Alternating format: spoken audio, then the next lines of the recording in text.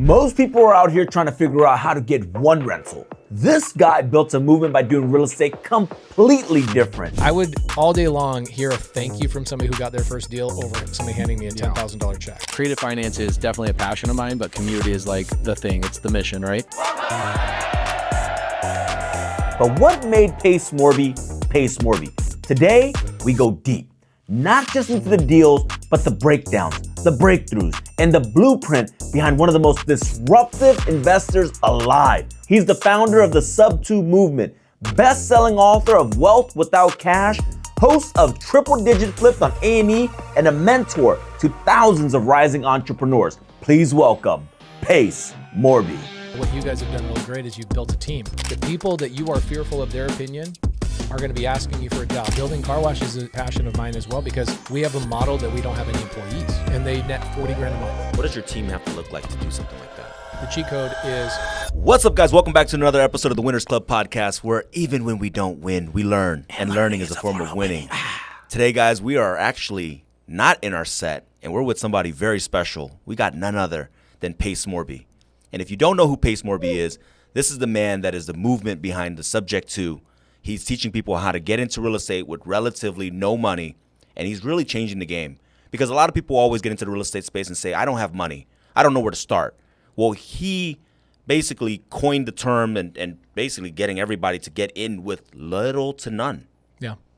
It's the coolest stuff ever, guys. So this is going to be a cool episode. Did you guys see the homeless lady we helped out? I did see that. Oh, we're going to talk. So, She's moving in with 9 roommates. She's moving in today. Oh, snap. My wife and I are going on a date tonight, moving her in. We're picking her up from the shelter, moving her right into the house.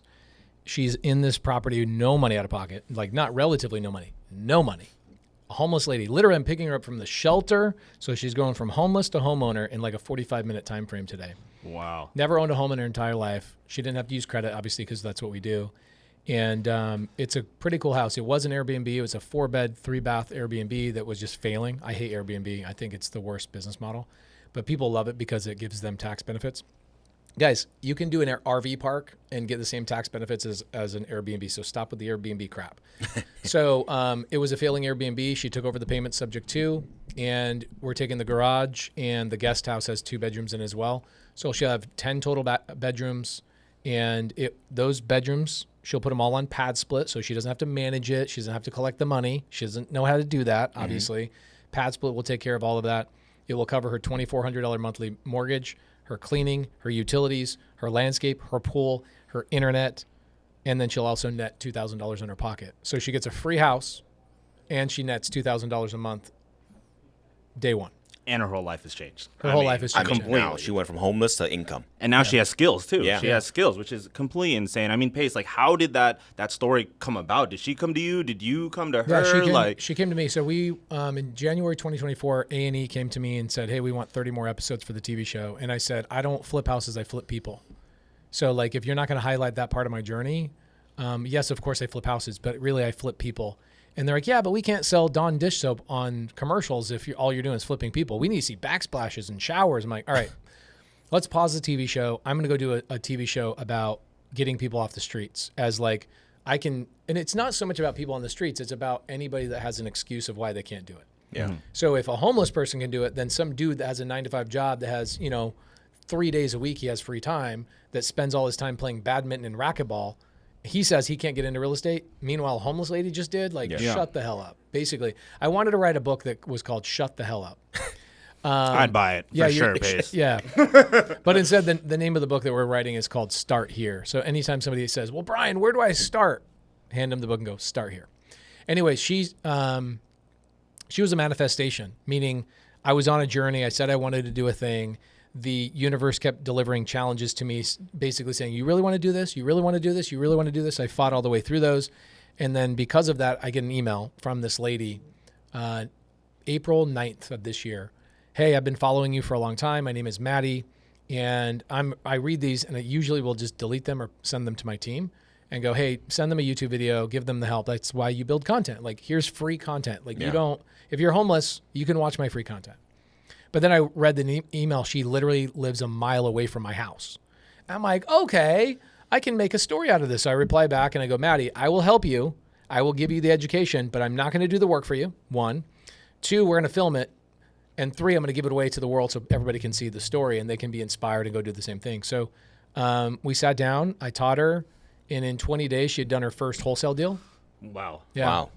All from sleeping on a cot in a homeless shelter with a broken phone from 2016. Her phone is almost 10 years old. The battery only lasts like 30 minutes at a time. This lady goes and does a wholesale deal through just texting. And she makes $5,000 on her first deal. We go to the bank. I drop her off at the bank. I'm in the parking lot. I go, I don't want to get involved in your banking stuff. You go in there on your own. Like, I don't want to get involved in your stuff. But she doesn't have a car, so I had to pick her up and do stuff. So she comes out 5 minutes later, and they go, they don't believe that this is a real check. I'm like, what are you talking about? So I go in there, and I go, dude, what's your problem? And they go, well, sir. And they go to Maddie, and they go, Maddie, can I show him the screen? She goes, yeah, show him. He shows me the screen. She's had a bank account there for 5 years. It's been upside down for 5 years. This lady has literally she hasn't had any money to her name in 5 years. Like, that's where this lady was. Okay. No income, no cash. Her bank account is upside down. So they're like, dude, you come into us 5 years after having an upside down account that's been closed and you have a check for $5,000. You expect us to believe this is real? I was like, yeah, okay, that tracks. That makes sense. Yeah. So I show them, hey, it came from the title company. The title company gave her this money. This is real. You can call the title company. So they release $100 of her $5,000 to her. She has to wait 2 more weeks to get the other $4,900, right? Which is it was kind of cool because that day she thought she was going to stay in a hotel for the first time in like 4 years. But I have to now take her back to the shelter. And it's not a big deal. She's like, Pace, I just overcame this massive thing. I said I was always going to get into real estate. I got my first deal, and now everybody's holding me back. I was like, dude, let's go to the shelter. I'll drop you off, and we'll get back to work tomorrow. Let's just get back to work. Yeah. And I drop her off at the shelter, and I'm watching her. They're making her take her clothes off, her shoes off, her backpack off. Every day she walked in the shelter for 4 years. That's what her life looked like. Man. If she can get a deal, anybody can get a deal. Okay. And then 3 weeks later, she's still sending deals and she's networking with my sub-2 community. That's what she did. She went into my free Facebook group. She started networking with my sub-2 community, and somebody brought her a house, and she raised the money from another sub-2 member for the down payment and all that and the renovation. And she's getting paid to move into this new house, and she's moving in today, which is awesome. Wow. Yeah, it's pretty cool. That's amazing, man. Like, just shout out to you for doing that. I just think that, to me, I think that's so inspiring. It's just trying to make a difference, just to normal people, just on the ground level, and changing lives. What else are we doing this for? I mean, I look at operators, what you guys have done really great is you've built a team. And I think that's the first step in the direction of like really making a massive impact is creating jobs based on what you know. It's one thing to go, let me go flip houses and make $200,000 a whop, which is what you guys are doing. It's another thing to say, let me build a team that they all make some money part of this thing. Now, at some point in the next year, 2 years, you guys are going to build such a big thing that your impact will just freaking domino effect all the way through the country, which will be cool to watch. Well, now that you brought that up, I want to know more about the RV parks because I want to be able to give equity back to the people that help build the company, right? And I know you do that for your own company. You put aside 20% of the deal. Tell me more about that. Like, why RVs? How did you learn about RVs? And like, what are some things to look out for when it comes to buying an RV park? Because I'm not an RV park guy, a mobile home park guy, an apartment guy, or a single family guy. I'm a creative finance guy. So anything I can buy without any money, without a bank, without any cash out of my pocket, I'm open to building a arm of my business to handle that. So I have 2,000 rentals. 1,500 of those are multifamily doors, all creative finance, either seller finance or sub-2. I have RV parks. I have mobile home parks. I have a ton of single-family homes. I think we have 300 single-family homes. Stupid. I should have stopped at 25. I'm giving you guys advice. I would have stopped at. After 25 single-family rentals, I'm done. Why 25? Because really, when you're building a single-family portfolio, what you're really not doing is getting rich. You're making money, but it's locked up in the rentals and all that kind of stuff. When you're building a single family portfolio, what you're doing is providing proof of concept for yourself to go and do bigger things. Mm-hmm. And so what I really needed in my life was I needed the skill sets, the resources, and the relationships of like the bankers and the brokers and the such and such that I could jump into the next thing. So for example, you go buy an RV park. Guys, I'll give you just great places to go. You can go to creativelisting.com. There's like 700 creative finance deals on that website right now, creativelisting.com. Or you can go to Crexi.com, CREXI.com. Go into the owner finance section. I reach out to RV parks that people want to retire. And what's great about an RV park is an RV park has nothing to manage. It's dirt. Like literally people are renting a spot in my, if you ask me, your regular person on the street, what do you do for a living? I go, I rent dirt. Yeah. That's basically what you're doing. You're renting dirt for people that are going to the national park or they're going on some travel thing. They rent your dirt. There's no tenant landlord issues. There's no significant repairs, and they cash flow like crazy. So one RV park, our lowest level RV park, nets $13,000 a month. How many single family rentals do you have to have? And here's what's crazy. It's easier to get a seller at a $5 million RV park to give you 100% seller finance than it is for me to do one single family home on 100% seller finance. Very true. Because the seller doesn't understand, right? I have hundreds, and our community does $10 billion in sub-2 transactions in single family every year. So I'm not saying don't do single family. I'm just saying you should cap yourself and go, okay, well, I've learned everything I need to learn. It's kind of like being an agent for you. Yeah. Did you need to be an agent for one more day? No. You learned it all. Yep. And it conveyed into the next skill, and it compounded the next skill. So I would limit your team, my personal opinion, limit your team at 25 single family rentals and go, we're done buying single family rentals. We need to go into RV parks.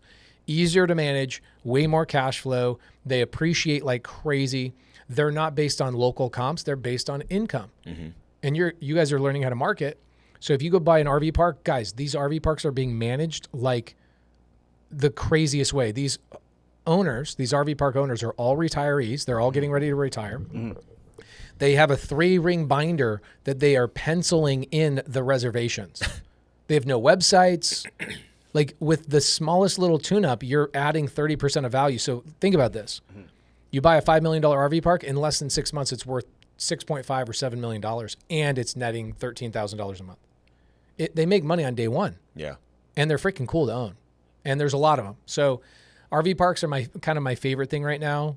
But also car washes. Building car washes is a passion of mine as well, because we have a model that we don't have any employees. 0 employees. You have a subscription model. The way we've built out our car washes, I've aligned with the manufacturer and the chemical company that there are no employees on site, and they net $40,000 a month. Net $40,000 a month. What's the build cost on a car wash now? Okay, so this is the cool thing. I'm going to give you the number, but I want you to understand I'm not actually putting any of that money out. Okay. Right? So we go to the landowner, and the landowner is giving us 12 to 18 months, no payments, seller finance. So we can now go to the equipment manufacturer, the chemical provider. They give us a line of credit to go and build everything. We then get everything stabilized. We then refinance 18 months or 24 months later. So I'm no money out of pocket. So I'm using creative finance to go build car washes. I'm not buying car washes unless I'm tearing them down. Ooh. But why? Because I want to have an exit. If I go to a private equity firm and I go, hey, I've got 200 of these and like 14 of these, and I've got this, and they're branded all differently, they don't want that. Yeah. They want it all cohesive, that if one of your customers goes to San Francisco and uses your car wash, and they drive up to Fresno or down to Fresno, and there's another car wash, they want to be able to use that subscription. So if you create a nationwide network of car washes, every 100 you build is worth about $100 million in valuation. Like, it's insane, right? Insane. And the United States needs an extra 30 to 40,000 car washes in the next 10 years. Where are you building them now? Where's your focus? It's been Texas, but now we're going nationwide. Wow. Yeah. What does your team have to look like to do something like that? Because I can't imagine you're the one negotiating the lease and talking to people. So here's the cheat code. The cheat code is that I built, in my opinion, the only real community in real estate that is nationwide, that if I want something, I send a text message out and I can get anything I want. Money, resources, contractor, anything in any city. Yeah. All the way down to like Lamar, Colorado, that nobody's heard of. I've got 15 members there that I can get any project done. So think about this. If I train my sub-2 community to find the land, and they go negotiate, they talk to the sellers, they bring the land to me, all on creative finance, and I go, I'll give you 12% of the ownership of the car wash. Go get the land, bring it to me. They then run the permits locally. They're the deputy on site, and they get 12% of the car wash, and I handle everything else. I can go nationwide and build 5,000 of these things in 10 years. Sheesh. Wow. So I don't have to have an acquisition team. I do have Ryan Wagner on my team. My students will submit the land deals to Ryan. Ryan says yes or no, or if it's a no, it's no, but if you change these terms, we'll say yes. So my student comes into the table and he finds the land, and he can wedge into ownership on a $3 million car wash with us, right? So that's the cheat code. The cheat code is I didn't just build a community, I built an economy. Yeah. Like literally you join my world and you make money inside of my economy. You're not just learning, you're earning, if that makes sense. So that was the cheat code. Cheat code was building something nationwide I could just do deals all over. You've basically built this massive empire in 7 years, the last 7 years. I built the sub 2 community I built in 5. 5. I launched June of 2020. Did you know that when you were building it, was it? Yeah, I knew. You knew this is going to be an economy. I knew. I had people come to me and go, you should be a coach. I said, I'll never be a coach and I'll never be a mentor. Don't ever call me a coach and don't call me a mentor. Yeah. I'm bigger than that. Yeah. I'm going to change the world. And a coach is going to change his neighborhood. Yeah. I ain't changing neighborhoods. I'm changing the world. And I'm going to be a community builder. My partner, Josiah, at the time was like, what? What are you talking about? And I go, I had this big whiteboard in my office. It was 26 feet long. I had it custom made because it was like door jam to door jam in the hallway. And I went through and I segmented out 1 foot, 1 foot, 1 foot, all the way 26 through. And I wrote a line. And I said, here's the 26 phases of what a community looks like. And I'm on currently phase 4. Like, bro, I barely even started. Yeah. I barely even started. And so Josiah comes to me. This is 2019, December. And he's like, nobody even knows what the word community is. Now everybody uses the word community because I injected it. And then, Alex Hormozy sends me a text. He's like, you figured it out. Wow. And then he goes and buys school and then starts calling it school communities. Yeah. And so, everybody kind of emulated what I built. But what nobody's emulated is being able to have an economy inside of your community where people are all doing deals and they're so incredibly diverse. Like, for example, I have a guy who owns 8 Chick-fil-A's. Is like, I don't want to buy deals. I just want to fund everybody else that's doing the deal. So he joined Sub 2 to just fund people. Then you get people that join Sub 2 just to do the transaction coordination. Then you get people that join Sub 2 that are like, I want to be the excavator for all the projects. It's a true economy. Yeah. Right? Rather than like, oh, everybody's buying Airbnbs. Yeah. Right? That's not a community to me. That's like just a bunch of people that are identical to each other, right? Yeah. So I knew it was going to be as cool as it is. I have much larger dreams and visions, and the hardest part is getting the team to understand and seeing things that you see. It's the same thing you deal with as the visionary in your company. You see dreams, you see things, and what will happen is people are like, man, Brian's crazy, man. He's got this idea, wants to start another business, and you're like, well, yeah, but this business impacts this business, and if this business does well, then that.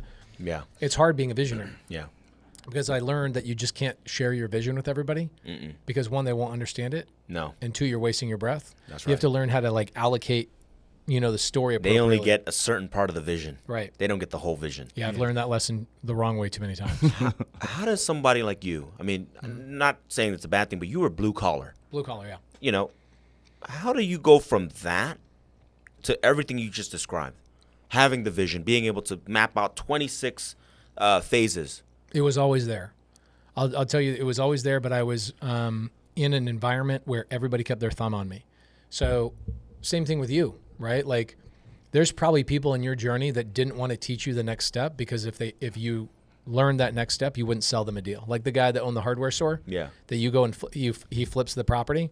Now that you want to do what he does, oh crap. Well, now guess who's not going to buy deals from you? Yeah. Right? So people have kept me under their thumb all the way until I was about 30.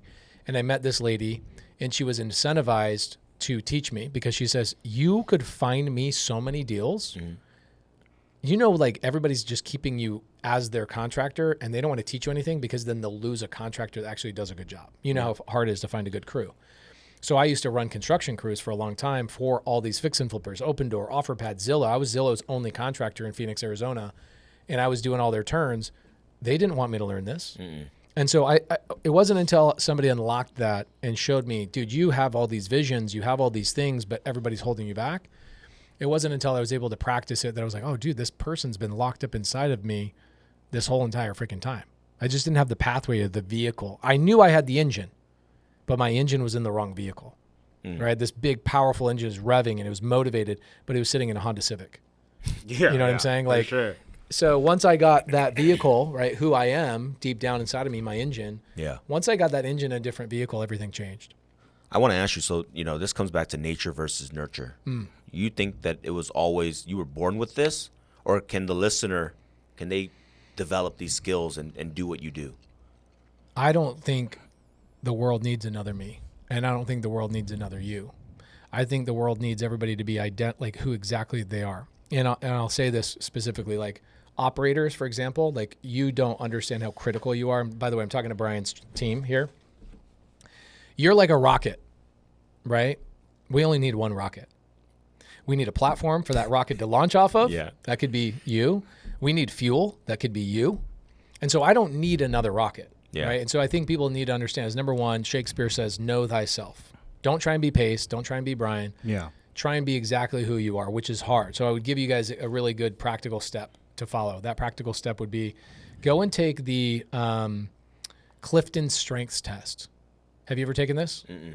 Okay. Clifton Strengths Test, one of the greatest personality profile tests you'll ever take. It basically takes all of the top 34 characteristics of a leader, and it then organizes them in where you are natural. Okay. So for example, why did I build a community?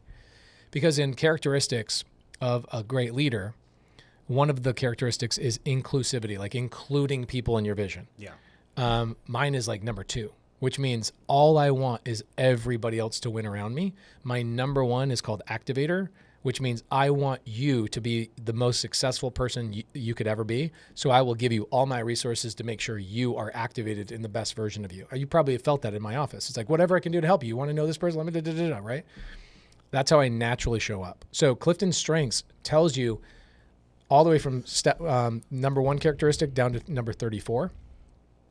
Which ones are naturally turned on every day you wake up? What you think about, what you don't have to be told what to do are your top 10. Everything that gets deeper and deeper and deeper and deeper, you have to get somebody around you that will activate those for you, if that makes sense, which is why most of the time really good partnerships are opposite of each other because they're activating the other part that you need. So I would say take Clifton Strengths first and foremost, find out who you really should be. But to answer your question, I do think I was just born to be this person.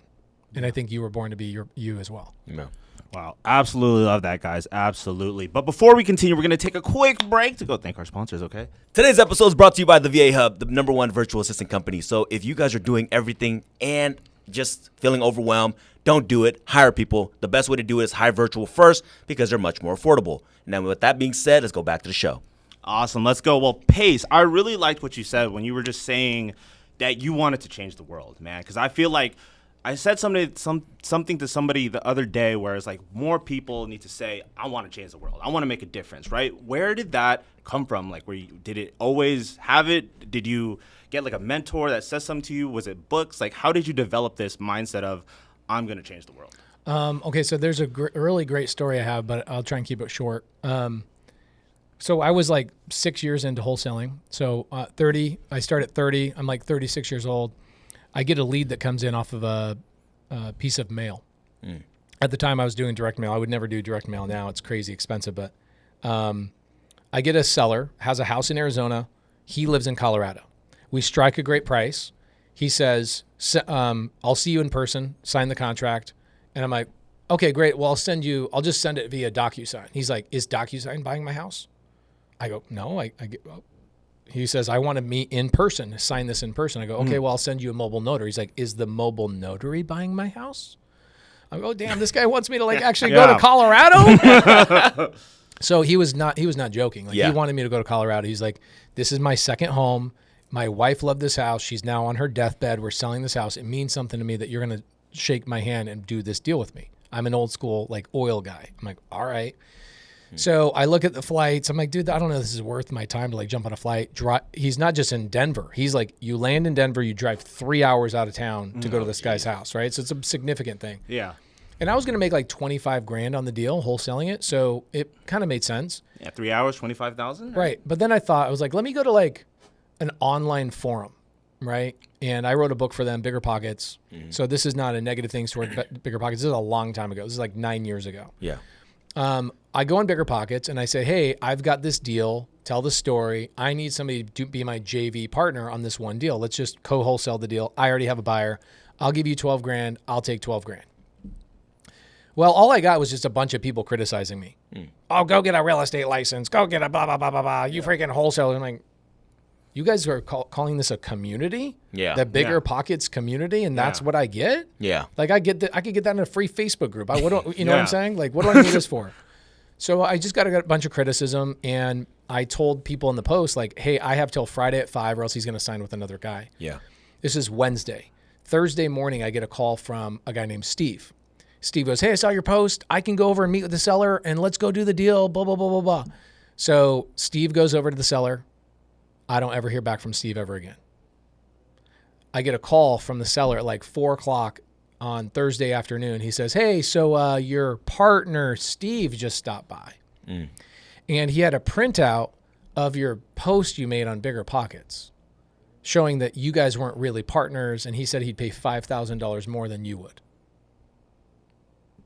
That's messed up. It's messed up, but this has happened in real estate to you. I'm sure people backdoored you, whatever, right? And so this is, it just freaking boiled my blood to the point where I'm like, you son of a bitch. You were going to make 12 grand and you want to stab me in the back? Yeah. Like, what the hell is wrong with people? We could do 100 deals together. Yeah.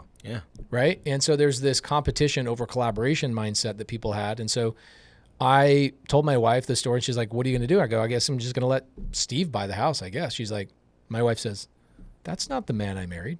Yeah. I was like, oh, damn.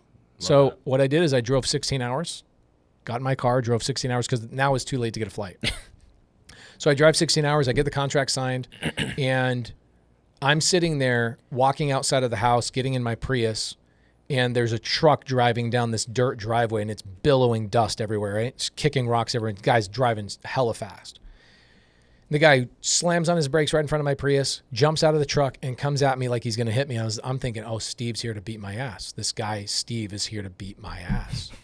Oh, no. It turns out to be the seller's son, and he sticks his hand out to shake my hand, and he goes, are you Pace? I go, yeah, I'm Pace. He goes, my dad told me you drove 16 hours to honor your word so that my dad could honor his word to you. I just want to shake your hand. Man. I was like, so you're not Steve? Yeah. We don't got to fight? We don't got to fight? So anyway, Frickin' Steve. Hey, Steve, hope you're listening to this. You screwed over the wrong guy. Steve changed my life. And this is what happened. On the drive home from Colorado to Phoenix, 16 hours, I voice memoed myself, not all 16 hours, but probably 4 or 5 hours throughout the trip as I came up with ideas. And the idea was, I'm going to build the real estate's first community. And I'm going to do what Bigger Pockets just hadn't done. And I love Bigger Pockets. I wrote a book with them, and I love them. And a lot has changed, and they've upgraded and changed a lot of the things that I felt like just are internally. People are bickering and fighting on that website. And I came up with all these ideas, and I came home and I said, I'm going to start doing a meetup at Circle K every Saturday morning and taking people on projects with me. And what ended up happening is I got this dose of Helper's High. Yeah. Helper's heroin. It's like I help somebody and I get this euphoric feeling of, holy crap, I just changed your life. Fulfilling fentanyl. Oh, yeah, exactly. Fulfilling fentanyl. And I was hooked. The same thing with you guys. It's like if I would all day long hear a thank you from somebody who got their first deal over somebody handing me a $10,000 check. Yeah. And so I started doing meetups, started doing this stuff, and it got so big. The meetup got so big, and I remember like 8 or 9 months into this, people are asking me for my photo. Yeah. Like, what do you want my photo for? I'm gonna ask for your photo afterwards. I'm just like, I'm just a guy. I'm just a guy trying to do deals, right? Yeah. So this guy's waiting in line. I could kind of see he was a foreigner. They just walk different. And he waits in line. I go, dude, like, nice to meet you. Where do you live? He goes, oh, I live in Portugal. I'm like, oh, cool. What, are you here on vacation? He goes, no, I flew here to meet you at your meetup. I'm like, you flew from Portugal to meet me at a free meetup? Yeah. He's like, yeah, dude, like I'm seeing you actually give away the game and helping people. And I did all of this because I was so pissed off at Steve. Yeah. And so Steve, thank you, you little bitch. You changed not just my life, but literally hundreds of thousands of people. Sometimes when I'm on stage and I tell that story, I make the whole audience say, F Steve. Yeah.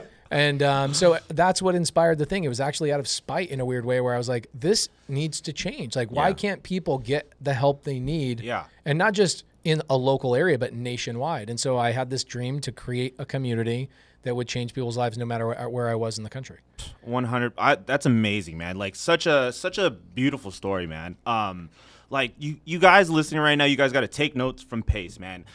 If you don't like something, don't be a complainer. go out and try to change it. Go out and try to make something better. It's hard though. Like it's hard being a visionary and having a plan and coming up with a thing of like, we're going to go do this. And you don't see the fruits of your labor, but you're just watering a seed over and over and over. Like, I don't know when the tree's going to sprout, but I'm going to keep watering it no matter what. And it definitely, you know, you look like Michael Jordan. Michael Jordan made the game look easy, but you know it wasn't. Yeah. I feel like really great leaders make it look easy, even though behind the scenes it's like, it's grueling. you're constantly going, should I give up? Should I give up? Should I give up? Even this morning, I thought, like, should I give up? Yeah. Like literally every day. Because you can stop. You can stop and be great. I could stop. I could stop and be well beyond what a previous version of me thought would be financially set.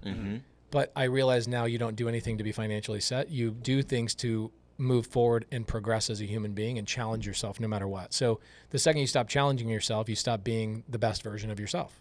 And you usually go belly up. Yeah, and so Once you lose purpose. Yeah, you like my grandma dies. What happens to my grandfather who was healthy right before she dies? 30 days later, he passed. Yeah, it was like a couple months later my grandfather dies, right? So it's like what's the thing keeping you going? Yeah. And so it's like if I gave you guys a check for $1 billion today, guess what you're going to do? You're going to figure out what's our next thing to progress and expand and do things. That's the beautiful thing about the human spirit is that you're always going to want to be on that journey of self-discovery. Yeah. I'm going to shift gear a little bit because I know you're a big family man. Yeah. My kids are I have 2, you have 4. They're about kind of the same age. What are you doing differently and how are you going to raise them? Because, I mean, you're this big figure. You cast a big shadow. Oh, right? yeah. And not only that, you got a lot of, you probably have more money than your parents did. And so what does that plan look like? Are you going to give them something? Are you going to let them pursue their dreams? Spoil them. Are you showing them that this lifestyle is fun and that maybe one day they'll come and work with you? I know we talk shit about Dave Ramsey's and his style, but I like him because he actually incorporates a lot of his family in his business. That's kind of cool. Yeah. I think Dave Ramsey, by the way, shout out to Dave Ramsey, one of the smartest people on the planet. He's just not your audience and my audience. Yeah. Right? Like he speaks to a fearful audience that's afraid of their own shadow. If you guys are afraid of your own shadow, don't follow me. But my kids, I'll tell you what I did with my son. He's 17 now, but when he was 14, I helped him get his first 2 sub-2 deals. He turned those into Airbnbs, even though I hate Airbnbs. And they pay him like $2,000 a month. His kids never had to work, right? He learned how to find sub-2 deals. He raises the money. He goes and turns them into Airbnbs. He's never had to work. So he's played sports. He's done all these things. But he doesn't want to be me because, like you said, I cast a big shadow. Like, who wants to be Michael Jordan's son and go into the NBA? Like LeBron James' son? Like, what are you doing, bro? Learn how to play the flute. Like, what are you trying to do? Yeah. You know? And like to each their own, but my son would get so much pressure from other people going, oh, you're going to beat your dad. You're going to do this thing. He's like, that's not my identity. Yeah. So he paused on the real estate stuff just because it wasn't his thing. And I realized I was putting that on him and I was doing it in a way of like, let me show the world that my 15-year-old son can do this. If he can do it, everybody else can do it. Right. So he goes into sports, he does the thing. And then a year ago, I told him, hey, you need to work on something that's going to compound in the future, and soccer ain't it. I'm telling you right now, like high school sports is, in my personal opinion, a waste of time. Well, you can learn collaboration and teamship and blah, blah, blah, blah, blah. Okay, we can learn that in other things too, okay? So I told him, you need to learn how to fly a plane. Wow. And I said, when you find out something that you like more than flying an airplane, you might hate it, but you can't switch out of being being a pilot until you find something you like more. So he just got he's been doing it a year, just got licensed as a pilot 2 weeks ago. Why planes? I mean, because it's cool as hell, but first off, he's like the coolest kid in high school. Yeah. I fly planes. I'm a pilot. That's like, dude, I was telling girls I was bagging groceries and I make $6 an hour. Like that's, yeah. My son's telling girls, yeah, I fly planes. You want to jump into my plane? So he gets obsessed with it. And he just paired up with one of my sub-2 members to go buy a flight school with creative finance. Wow. And so he's fallen into love with this thing, and it's close enough to me, but still distance where he can create his own brand, if that makes sense. So my 2 daughters, I will spoil them because no man will ever be good enough for them. So I'm going to spoil the shit out of them. Yeah. I take my daughters on date every morning or every night, depending on what I have going on, a date every single freaking day. And I think they'll figure out their own path.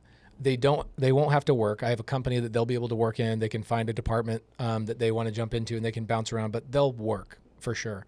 And then my little boy who's 1, I look at like, what the hell are people going to do in 20 years?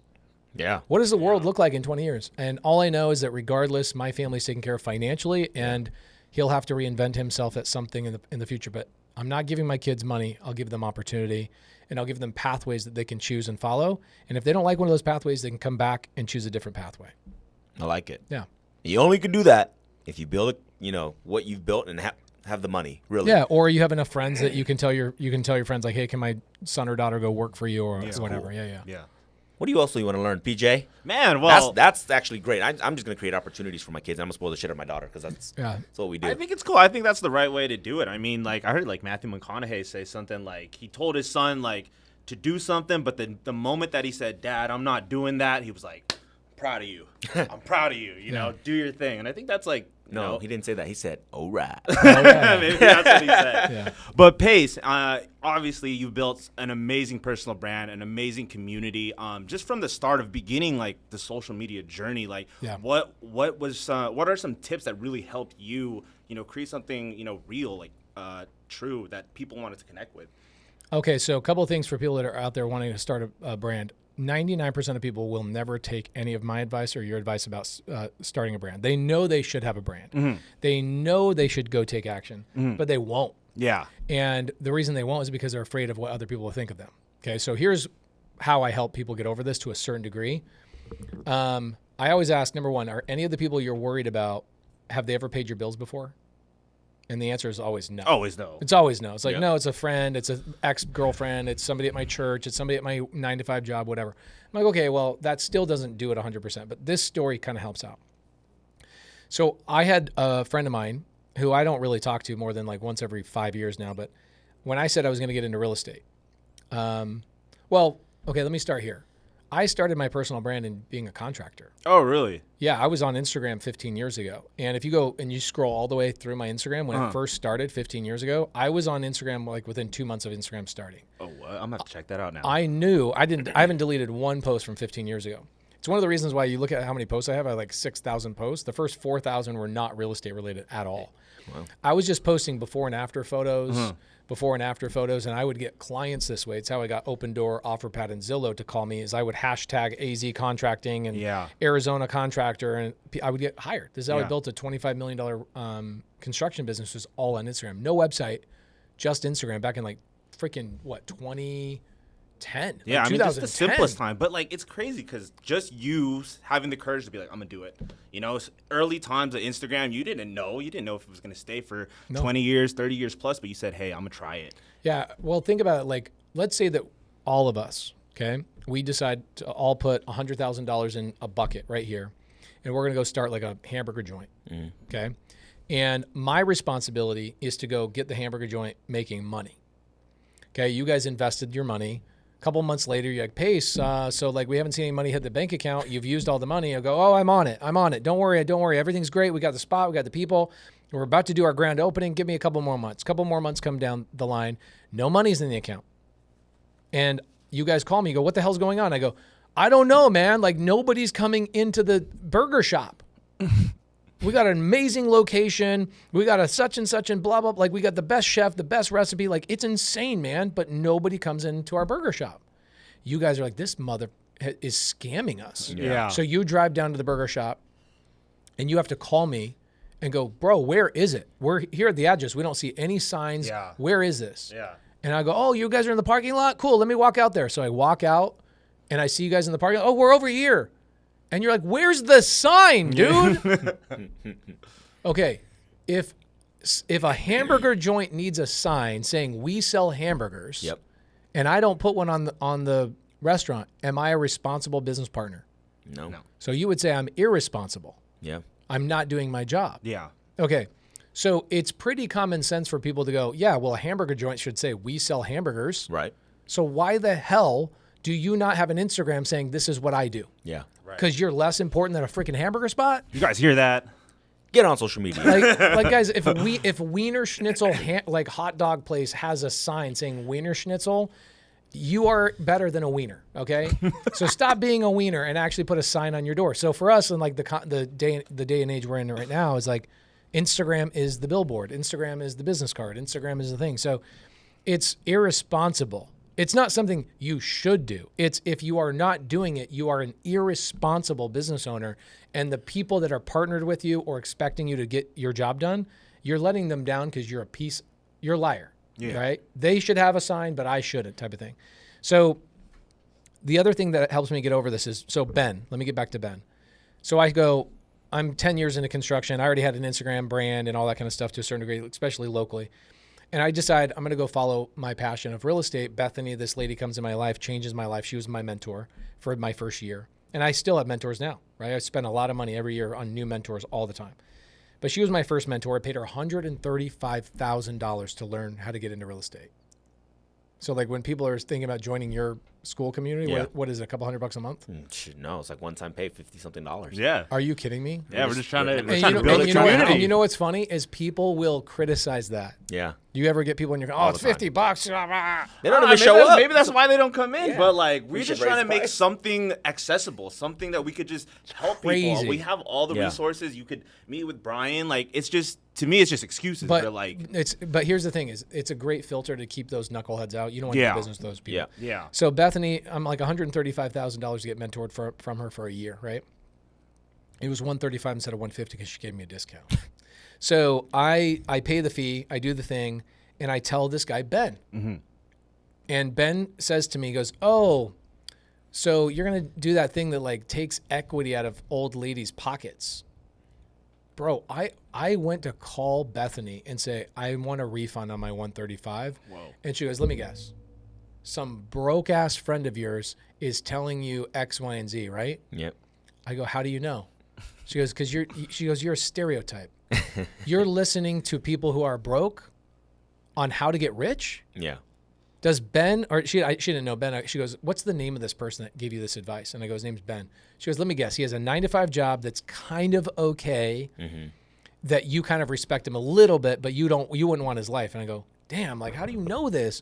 He works at Apple. He's like, he's got a good job. He's a manager, and he's a nice guy. Like, he's not a piece of crap, but he's also not living the life I want. She goes, all right, this is the last time you and I are going to talk.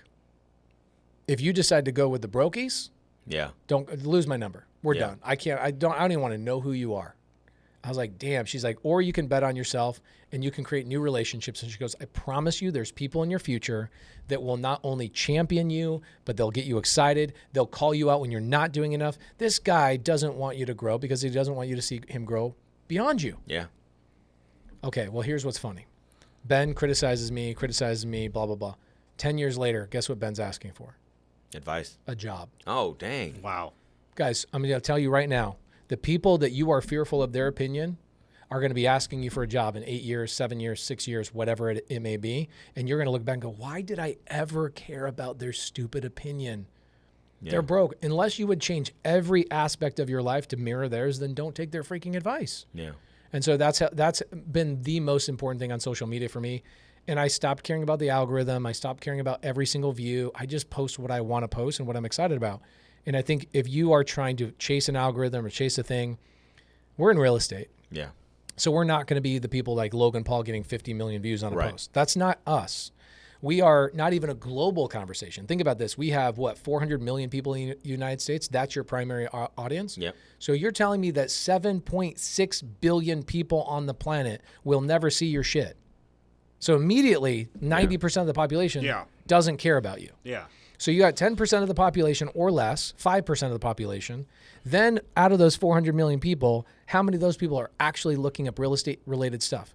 It's about 1 million people in the entire United States. That's your entire audience. That's your entire audience. That's who's looking up your algorithm. That's who's like their For You page, real estate stuff pops up on. Yeah. Stop chasing the 10 million views and go, I'm lucky if I ever get I got a post, I get one a week that's like a 2 million view post. And I'm like, that was too many views. Yeah. It was too many views because 1 million of those people were not interested in anything I had to say. I just got into the algorithm somehow on a For You page. So I got my TV show with A&E when I had 5,000 subscribers on my YouTube channel. So that goes to tell you, I don't want all the people. I want the right people to do business with. So I go after a very specific niche, and I would advise you guys do the same thing. No, I love that. Yeah. I think that's something I've definitely been like thinking about, especially as like with AI around. There's so much fake stuff. Yeah. There's like you don't know what's real. They're doing deep fakes, just weird stories. I would actually go the opposite route. Like for us, it's like I may only tell real stories about real addresses and real people, and not use AI. If everybody else is going this route, I'm going to go the route. Dude, I love saying that because we always say that when everybody goes left, we go right. Like that's really how you disrupt, right? Is that from Mighty Ducks? Where's that from? Yo, I don't know. That's got to be from the Mighty Ducks movie, dude. Okay. Are you going to make a return to TV? No. No. TV was a really good thing for me to do for a couple of years, and I really love my relationship with A&E. And getting a paycheck from Disney is something that not a lot of people can say they've done. Mm-hmm. But it didn't compound the mission of helping a lot more people. Yeah. And by the way, what's cool is like I love collaborating with other real estate people because people will listen to you that need to listen to you. People will listen to me that need to listen to me. We are not competing. In fact, I need you in my ecosystem because when people are watching you and they'll go, oh yeah, I actually like Brian more than I like you.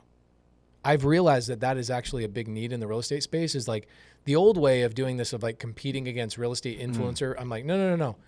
Real estate is the college and we are all individual professors teaching classes. They can't get their full real estate degree unless they learn from me some and then learn from you in their next class, learn from the next guy in the next class. This is a cohesive collaboration. And so I hope people understand that about why do I collaborate with so many people is because I need, my audience needs you. Yeah. Right? There's a flavor, a style, the way you communicate, the way you lead your team is different than the way I lead my team. And they're going to resonate with you when they don't resonate with me. And it all helps your mission of helping more people. You can only be you. Yeah. Right? And that's how you win the game. 100%. Anytime I look at other people's stuff and I'm like, let me emulate that post, I lose. Yeah. I lose a piece of myself. Yeah. I'm like, what kind of bitch am I right now that I'm like creating content that is somebody else's content? Like, go create the stories. And I think that's a big part of it too. Is like, what do you want to be known for? I would ask yourself that question. If you ask, it depends on who you ask, but if you go, what's one thing you would say about Pace Morby? Some people will go, greatest community builder ever. Other people will go, oh, that's a creative finance guy. Some people go, oh, he's the homeless dude, right? Whatever it is. But what's the one sentence that you want people to think about you when a word pops up? They go, oh, that's Brian. Or the opposite. When you think about Brian, what is the sentence you say back? You got to think about that. And I would double down all my content on that one thing. For me, like think about the whole game of real estate, right? You got Burr and multifamily. Oh, you got all these things, right? I'm like the little kettlebell in the corner of the gym called creative finance that I have just completely dominated that conversation. Everybody else is in the gym talking about what they want to talk about. If somebody else starts talking about creative finance, it's kind of awkward. Yeah. People are like, that like you're not the guy that should be talking about that. Yeah. So like, what's that thing for you guys, right? And I'm not saying answer that now. Yeah. But as the guy, PJ, that's building the brand and helping do all the stuff, that's the question I would ask. And then here's another thing I've recently learned, okay, in the last 2 years. So when you're creating content, 4 things your audience wants. They don't give a shit about you. They don't care how much money you made on a thing. What do they care about? There's 4 things. Number 1, how can I make money or save money? That's number 1. Yeah. Make or save money. So talking about tax benefits, that's helpful. Yeah. How can I make money? Okay, number 2, how can I quit my job, my current situation? They hate their lack of freedom. Yeah. Lack of freedom, right? Then lifestyle. Okay, so that's number 3. So lifestyle would be balance. That would be hanging out with my wife and my kids. That would be changing the world. That's lifestyle. And then number 4 is status, right? Like saying I make $20,000 on a car wash is cool, but driving by the car wash and showing my friends I own that sometimes is cooler. Yeah. Look at this, right? So like if you ever want a post to go completely viral, you hit on all 4 of those things, okay? Like I'll show you a post I made the other day that like I was teaching my team the difference between this post right here that gets 260,000 views, which is same people, same thing, versus the one that's 1.6 is that I literally hit on all 4 things that people care about in that post. How you can make money and save money, how you can get out of your 9-to-5 job, how you can have status and have a better lifestyle. You hit all 4 of those things, you'll get million views on almost every post. Wow. And if you're talking about like If you're talking about like, here's how I made $20,000, no, immediately swipe, Yep. Yeah. right? Like the hook is people are sitting on their toilet, sitting in traffic, or they're at their 9-to-5 job scrolling when nobody's watching. They're not going to turn the volume on. So what's the one visual hook your audience needs to hear? My audience is like, so you want to quit your 9-to-5 job today? Here's what I would do. Boom. I already got them because most people have a 9-to-5 job, right? So I would think about that. And then what is the follow-up of that that you want people to know you as? So it's so simple. Yeah. But people just are like, what do I post today? It's like, your audience wants 4 things. Yeah. Talk about those 4 things. Wow. Love that. Thank you. Listeners, I hope you're writing down notes because I'm definitely going to do that too. You'll do it. They won't. Okay. Oh, yeah, we're going to do it. That's the Pace thing. is like, challenging you guys, so. I was talking to Ryan Pineda, who's a mutual friend. I was just hanging out with him the other day. I'm like, why'd you stop teaching social media? Because he's like, I go, let me guess. Nobody does it, right? He goes, yeah, I was charging people for them to learn, come into my office, had in-person experiences. I gave them the whole playbook on how to build a brand. Nobody does it. Yeah. They would rather bang their head against the wall, cold calling in like an isolated chamber than they would just go and make a post on social media. Yeah. Because what's the number one fear in the world? Rejection? Public speaking. Oh. Yeah. The number one fear is public speaking. Number 2 is dying. Oh. So think about that, dude. What's wrong with people? Bro, like it's so crazy. I'll even put my team, I'll go, hey, go, we have let's say we have an in-person class here and 150 people are here and they're all our community. Like they're people we hang out with and we see them all the time. And I'll tell one of my team members, hey, I'm in a meeting. Give me 5 minutes. Go run the room for it. Oh my gosh. What? Tag me in, coach. Yeah. Tag some me in. people are built for it, right? Some people are built for it and some people just aren't. Yeah. We want to be respectful of your time. Just if you can share one thing, the best lesson that you've ever learned to the audience, what would it be? Okay. You've heard this 1,000 times, but it shows up in my life every single week, every single day. You are the sum of the 5 people you spend the most time with, right? And anytime you feel stuck, anytime you feel lack of motivation, anytime you feel like you need accountability, guidance, whatever it is, it's because you're hanging out with pieces of shit. That's it. Even me. So once a year, I look at the 5 people I spend my time with. I'm like, if they're not making more money than me, is the game about money? Sadly, yes. Yeah. Because it's the measurement that tells me if I'm providing value to the marketplace. If I'm not providing value to the marketplace, then I'm not going to have any money. Right? So are my friends making more money than me? Are they making more impact than me? If they're not, I need to get around different circles. So I'll give you a good example. Okay. So I started a fund a couple of years ago, right? I've always bought real estate on my own because I don't need banks, right? And so I go to my community, I go, do you guys want to buy deals with me? And I'll like open it up. Cool. Well, I did that. I launched a fund. We bought $25 million in real estate with our students, and that was really cool. And we maxed out our fund. It was like $7 million raise that we did. I go, okay, well, I've never really had to raise that much money before. So why don't we expand this? Like, why don't we go way bigger? So I struggled with it for like a year and just reading a book, watching a video, doing a thing, reading a book, like everybody thinks is the right answer. Here's the right answer. I go through a whole year, and then I get a call from Dean Graziosi. He goes, hey, I know we've been friends for 4 years, but I'm launching this really exclusive, but also very expensive private mastermind. Like, we're going to meet 3 times a year.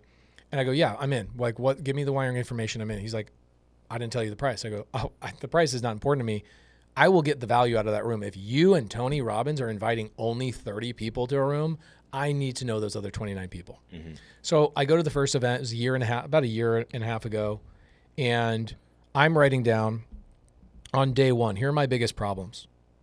I want to raise $25 million a month. I want to do this, I want to do that. Blah, blah, blah. And as I'm writing these down, this guy to my right leans over to me on the left and he goes, hey, I could solve that $25 million a month for you.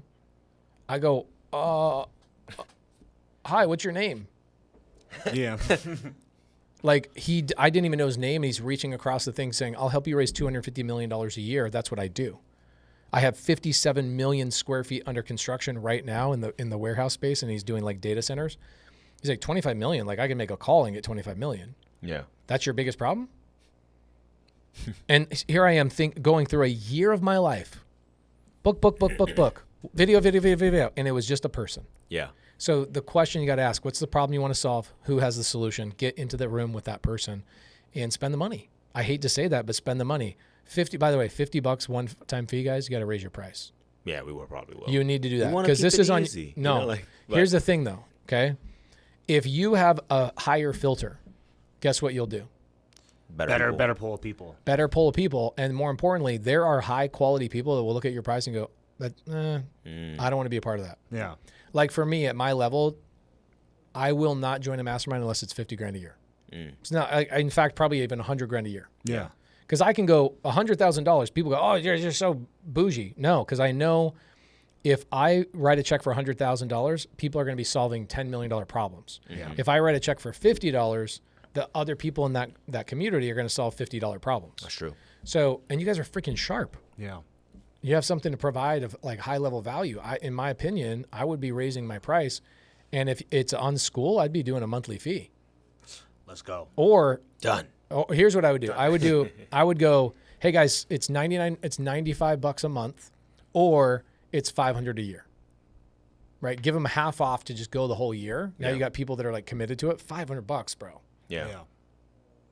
I think that's one of you guys' next step. It's scary though. Yeah, for sure. It's scary. I Nah, it's a click of a button. I'm good with it. If I know heard it from you are, but like if I it's heard it from you, different, right? boom. Yeah, I would change it because Yeah, the I'm gonna do other that. thing, like, here's what I've done really well. Last thing I'll say to you guys, the thing that I've done incredibly well is I've attracted the highest quality real estate investors in the country.